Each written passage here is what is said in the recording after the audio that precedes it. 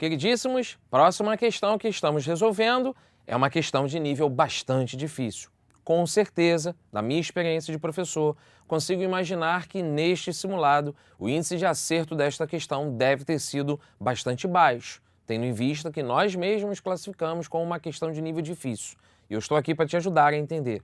No poema Fome, do poeta João Rui de Souza, é um poema que primeiro você precisa ter um distanciamento na hora da leitura.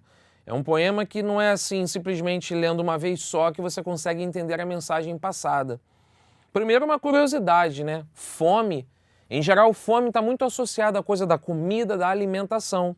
O poema começa: pudessem minhas mãos falar as tuas e dizer-lhes, sim, quero-te muito. Será que eu estou falando de uma pessoa amada? Será que eu estou falando de uma pessoa desejada? São coisas distintas, tá? Pessoa amada pode ser um ente familiar, pessoa desejada pode ser uma pessoa a quem eu quero conquistar. Pudesse eu inundar-te de ternura e no silêncio ter-te ampla e desnuda, que eu não faria versos sobre mim, nem falaria em rosas, em alma, em lua. Pudesse o meu olhar adormecer-te, colher-te, fresca e firme, a forma viva. Que coisas não faria nesta vida? Que coisas não seria? Numa primeira leitura simples, rápida, a gente gosta de associar poemas sempre a alguma ideia romântica, uma visão amorosa. Aqui pode ser simplesmente fome de alguma coisa que eu gostaria de ser, de alguma coisa que eu gostaria de me tornar. Ué, Valadares, mas aí tem a segunda pessoa em questão. Pudessem minhas mãos falar as tuas. Aluno, você já parou para perceber que de repente essa pessoa pode estar falando com ela mesma? Pode ter essa reflexão.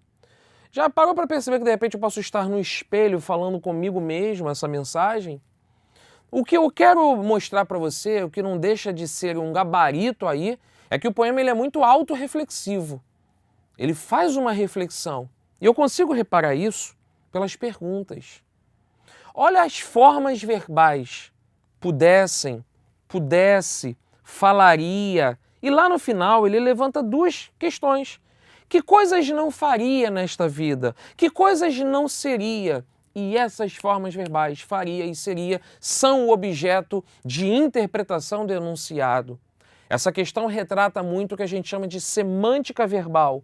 Vamos valorizar essa coisa de estudar as classes gramaticais para poder interpretar corretamente os textos literários ou não literários. Grande parte da dificuldade que a gente encara, que a gente encontra na hora de interpretar um poema, um texto, vem justamente por a gente não dominar por completo as classes gramaticais. O que é uma conjunção? O que é um pronome? O que é um verbo? Nesse caso, era para você se dar conta desse futuro do pretérito. Faria, seria. Em formato de pergunta, são perguntas reflexivas. A pergunta que não quer calar é: que coisas não faria? Quem não faria? Que coisas não seria? Quem não seria? Já ensinamos que para você descobrir o sujeito de uma oração, de um verbo, de uma sentença, pergunta o que ou quem. E aí se você volta para o início da estrofe, pudesse o meu olhar adormecer-te, colher-te fresca e firme a forma viva. Que coisas o meu olhar não faria nesta vida? Que coisas o meu olhar não seria? E aí esse meu olhar pode ser justamente essa coisa de eu sou um eu sou o Eduardo, eu sou uma pessoa, um indivíduo, mas o meu olhar... E aí eu tenho uma espécie de dicotomia, né? O que é uma primeira pessoa e o que essa pessoa vê. Eu disse que era difícil, sim. Não é uma leitura simplista, não é uma leitura cotidiana. E aí, pessoal, de fato, essas duas perguntas no final, elas despertam, elas acabam gerando o que a gente chama de uma dupla interpretação, uma dupla leitura. Seriam essas duas perguntas um questionamento sobre o meu olhar sobre a vida ou sobre o que eu de fato penso?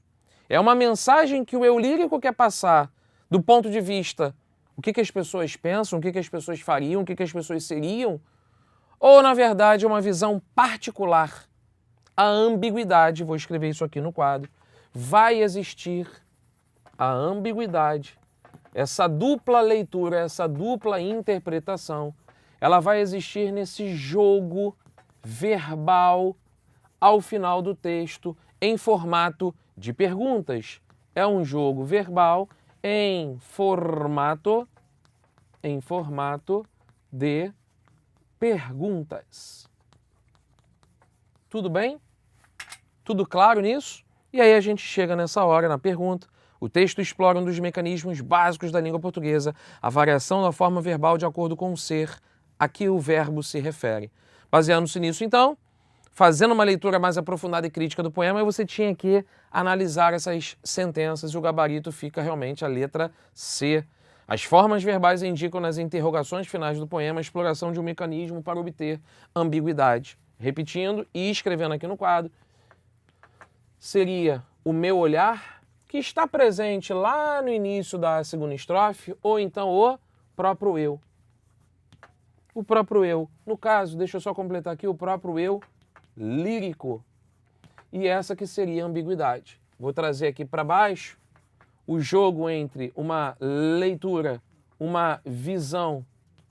Acho que é melhor escrever visão a escrever leitura, tá? Uma visão mais particular, mais específica, ou uma visão mais particular versus uma visão mais genérica ou uma visão mais impessoal, como se a minha leitura de mundo pudesse ser a leitura de outras pessoas também. Então está aqui, ó, esse é o jogo da ambiguidade e essas são as duas leituras possíveis. Questão de número 4, bem difícil, pode acreditar, é a letra C. Mas isso nos leva a crer que a gente precisa treinar interpretação.